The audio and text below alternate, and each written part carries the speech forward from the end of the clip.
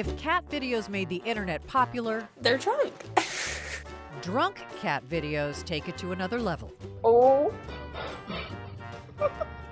You're listening to people reacting as their cats get all wobbly or fall down drunk after sipping something called Apollo Peak cat wine. One cat even tries to eat the rug. Pumpkin, you know that's not a toy, right? That's just the rug. Okay, before you speed dial PETA to report animal abuse, this cat wine contains no alcohol. It's liquid catnip, and it lets cat owners feel like they're sharing happy hour with their favorite four-legged friend. Stupid, right? Well, the guy who makes the cat wine says sales so far total $1.5 million. And some people will yell at me and say, "You're an idiot. Why are you trying to make animals human?" I'm sorry, I'm not the one making animals humans. You guys are. I'm Jane Wells, and welcome to CNBC's Strange Success, the podcast which I hope both inspires and amuses with rags to riches stories behind weird businesses. This week's episode not only looks at the story behind an odd product, you'll also go behind the scenes to find out what really happens on the TV show Shark Tank. When did you get your $100,000 from I Canada? didn't get that 100,000 actually. So, yeah, a lot of people, no one really knows that we actually did not partner up. But that's a large percentage of the entrepreneurs that go on there. And they What make these deals. happened? More on that later. My name is Brandon Zavala, and I'm the founder and CEO of Apollo Peak, and we make wine and beer for pets. 34-year-old Brandon Zavala had always tried to create businesses. I tried making these like digital billboards in the early days. Now they're everywhere. I did like this online trail website that I was working on when I was in high school, and didn't go anywhere there either too. That one fell off the wall. He actually wanted to be a pilot, studied aviation in college, but he decided pursuing that career was too expensive. So Brandon Zavala got an MBA and ended up working for a pet food company. And while walking down the aisles of pet stores, he noticed a gaping void in the market.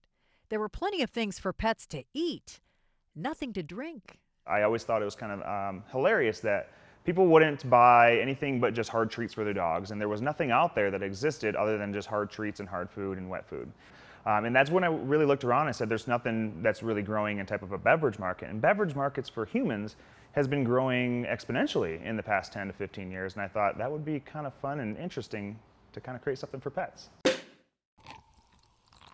What I noticed too is that wine culture in America is actually pretty big, and a lot of folks love wine. And then specifically for cat owners, I've noticed that not quite all of them, but a large percentage of cat owners love wine. And so it would be funny to create something that was wine associated with wine, but also kind of a beverage that you could share for your pet. And through that idea, I kind of thought, wouldn't it be funny if your cat could look like he's had a little too much wine? Fortunately, Zavala had 2 guinea pigs for product testing, his 2 cats. I would make some sort of beet concoction and then add a little bit of catnip in it and mix it around and see if they would react to it. My main cat, Apollo, who I named the business after, he's not much of a drinker in general, so he would always just kind of sniff it and walk away. But my other cat, Hades, who is more inclined to like catnip, he would sniff it and drink it and start rolling over. And I thought, oh my gosh, this is a gold mine. If you can make cats look like they're drinking something and roll over as if they're acting drunk, people are gonna love it. This was early 2015, and Zavala started brewing his so-called cat wine, that really isn't wine, as a side hustle, charging up $4,000 on credit cards. You know, Pinot Meow was our original, which is our red wine. Apollo Peak cat wine is not for humans, but I tasted some anyhow, and it's... ugh. It tastes like, Are you getting the catnip out of it at all? oh, maybe it's like water with something terrible in it. Yeah.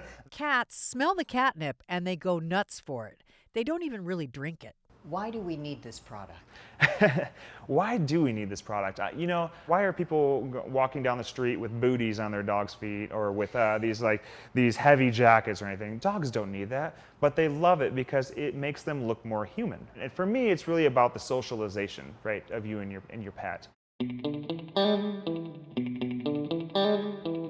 Zavala did not make much money on Apollo Peak in 2015. He He built a website for e-commerce, and he reached out to a company called Meow Box, which delivers a box of cat products every month to subscribers. And it was in March, I believe March of 2016, when I got a response back from the owner. And she had said, hey, you know, this is a great idea. Can you make something that's small that would fit in a box? And I said, yeah, I'll take it upon myself. So I actually walked into a liquor store. I bought a couple shots of vodka, basically, that looked in the perfect bottle for me. Ripped the top off, drank the vodka, put the top back on, or I put some of the Pinot Meow and Moscato at the time in the bottles, wrapped it back up, set it right up by a fireplace, and took a picture of it. And I sent that to her, and I said, these are what we have. And she had said, those are amazing. I will take 4,000 of them, basically. And so that was my first big order, you know. And How are you going to make 4,000? I know, right? Like that at the time, I was like, it doesn't matter. I just made the sale, right? And so for me, I was like, I just made a sale for 4,000 bottles. Yes, it's going to be amazing. And then it didn't set in for maybe a day or two after the weekend was up that I had said, okay, I have to figure out how to make 4,000 bottles, you know. My entire apartment was all boxes and all bottles of Pinot Meow everywhere, basically. And it's actually pretty funny to look at, because when you look at it, it's like, how did this guy even exist in his house? It looked like a hoarder's house, just full of cat wine everywhere, you know. Zavala also tried to get some media attention.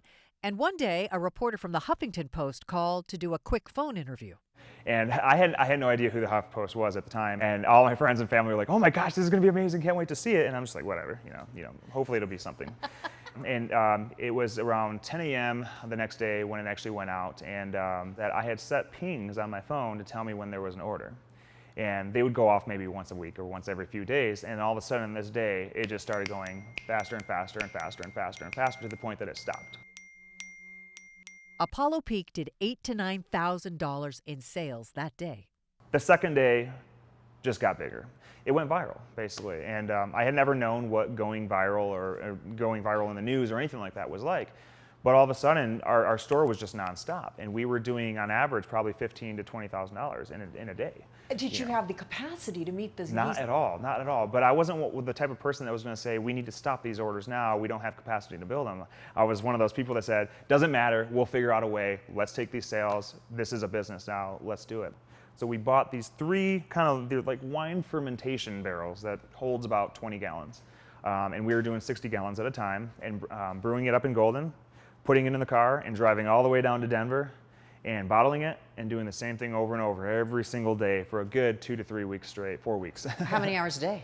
At least 16 to 17 hours. I was getting no sleep, but I was drinking plenty of Red Bull. And I called up my boss at the time and I had said, hey, you know, I think I have to quit. And it's not because of you, it's not because of the company. I love this place, but I don't know if you heard of anything. I made this wine for cats. And he's like, oh, I totally heard about it. And we knew about you and we were watching you, and it's really awesome that you contacted us and let us know. And I was like, that's awesome. He's like, we were all rooting for you. So just do what you need to do, you know, take off, be that entrepreneur that you've always wanted to be, and give it a shot.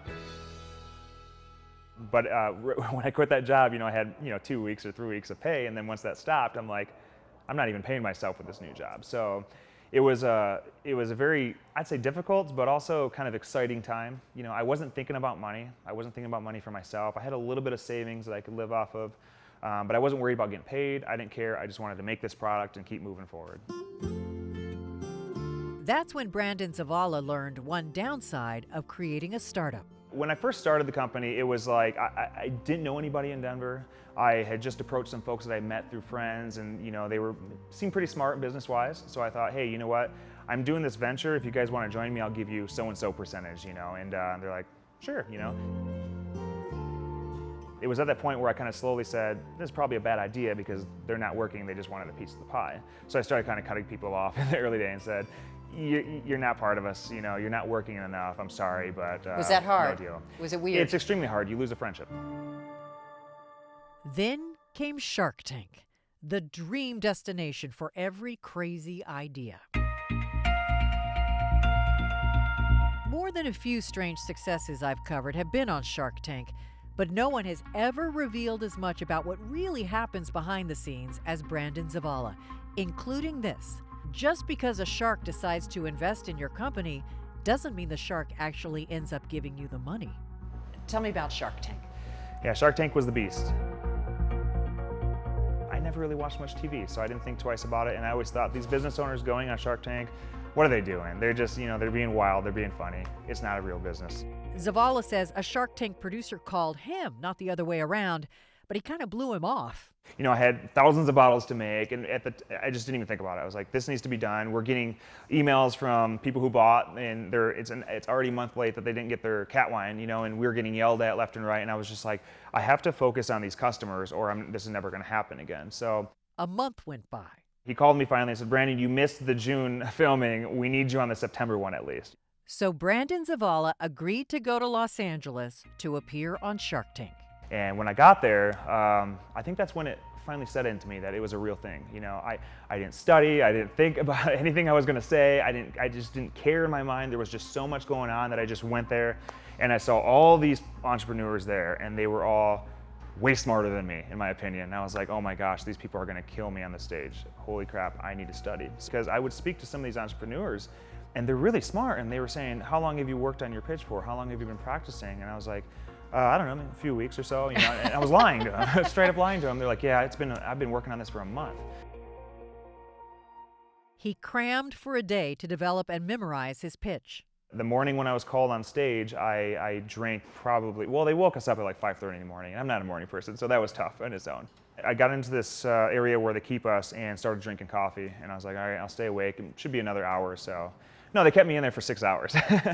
On taping day, Zavala is one of the last entrepreneurs to appear before the Sharks. I walk in, and it's just a stage, so it's not that big of a deal, really. It's just some stage that you're on, but there's hundreds of people in this little stage watching you and looking at you, and you're like, oh man, this is all just for me to talk, oh boy. And all of a sudden, I just hear from the back of me, cut, cut, cut. They had to cut because they had brought in some shelter cats that you might have seen on the show.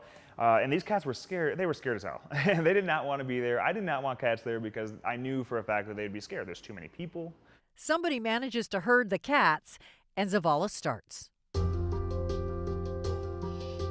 Now, he wanted $100,000, and he was willing to offer in return a 10% stake in his company, a figure Brandon Zavala admits he just kind of made up.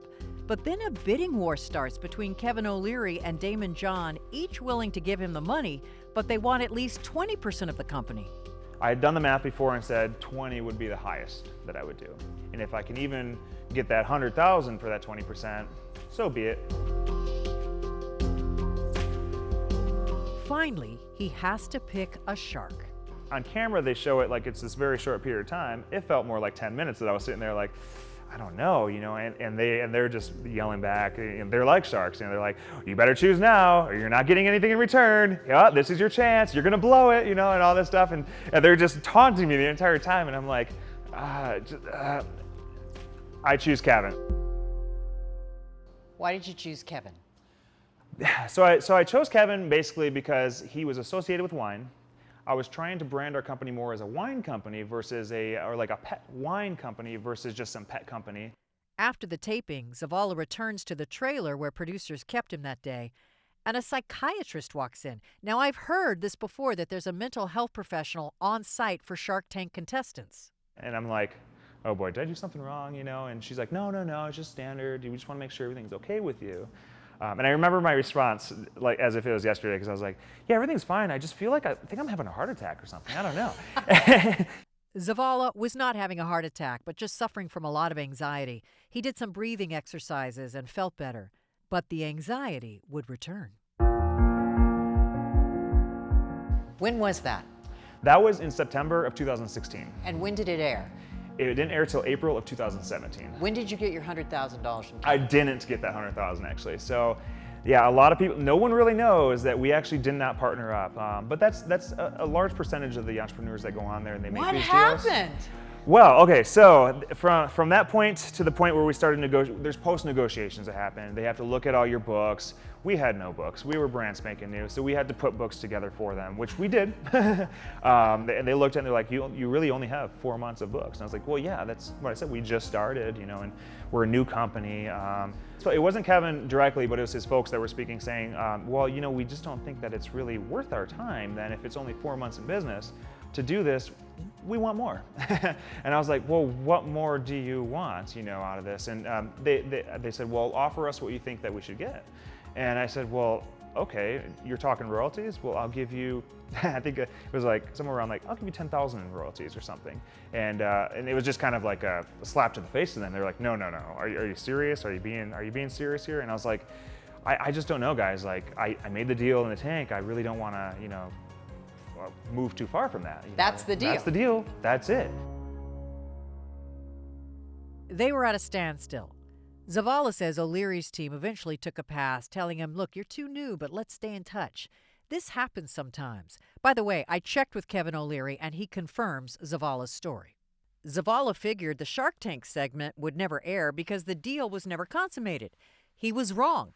6 months after the taping, in March 2017, he received an email saying Apollo Peak cat wine would air on Shark Tank in 3 weeks, even though no deal was ever done. Hey, it's a TV show, and this was good TV. The Apollo Peak team debated whether to build up stock in advance of their appearance. Zavala decided not to. Here's why. That week after they had told us, I had this dream that was like, it was a dream of me sitting in a warehouse with a bunch of stuff, and it was going nowhere. And I thought, I should probably sit back and think that maybe that had something in, some sort of premonition of what to do or whatever. And I said, okay, we're not building stock.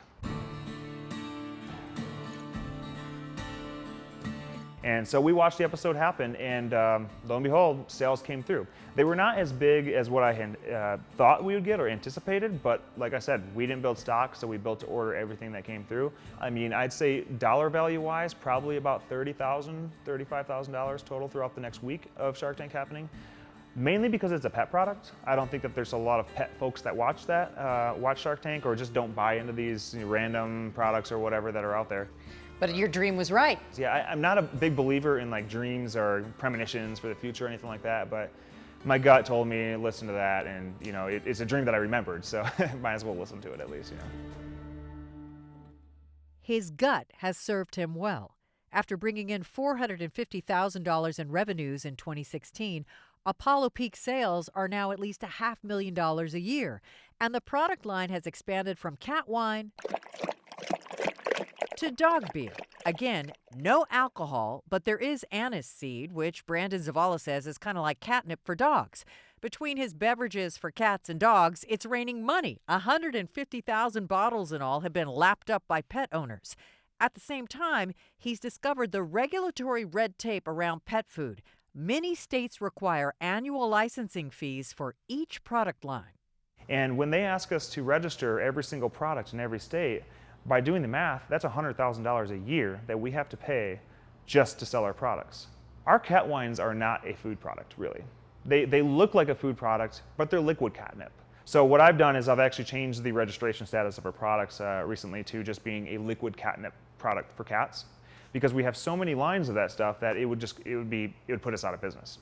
Any pushback from anyone saying this is a terrible idea? Yes. We've gotten pushback before. We get it all the time. Still, even today, folks are saying, "Why are you making alcohol for cats? That's ignorant. You're making people, kill their pets." And the cool thing about some cool things about social media is that it kind of corrects itself. So if someone writes something to us on social media, somebody will inevitably comment back and say, "You're an idiot. Did you not read the label? There's no alcohol." And it kind of corrects itself, right, over time. Zavala is now adding health benefits to the dog beer to make it a daily beverage for pets rather than just the occasional happy hour drink. This year, he'll also be releasing a CBD powder extracted from cannabis and thought to have health benefits to mix into a cat beverage in Colorado, where pot is legal. His goal is to sell Apollo Peak in the next few years to fund his new entrepreneurial passion, cat conventions. Zavala recently held a cat convention in Denver, and 5,000 people showed up. So weird.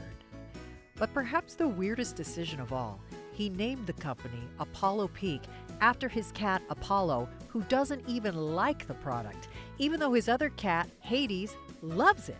So why isn't the company called Hades Peak instead of Apollo Peak? Apollo disappeared for 2 years in my life. I thought he was dead. It was almost 2 years to the date when I got a call from a local shelter that they had found my cat Apollo. And I said, what? Apparently he was found by a animal control person a block away from my house. And so I don't know what happened in this time. I've always just said kind of the funny story that Apollo was learning how to make wine for other cats during this time, but who knows? And for me, it's like he survived, and I want this business to survive. So, you know, I figured why not name it after a cat that's been out in the wild and who knows what he's been through, returned, and is living a nice life now, you know. So.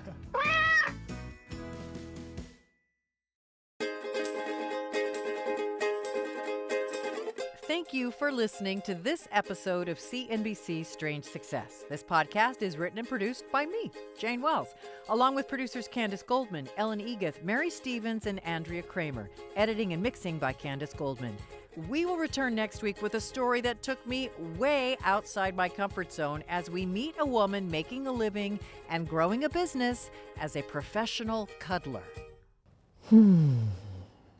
I know it sounds really creepy, but I kind of liked it.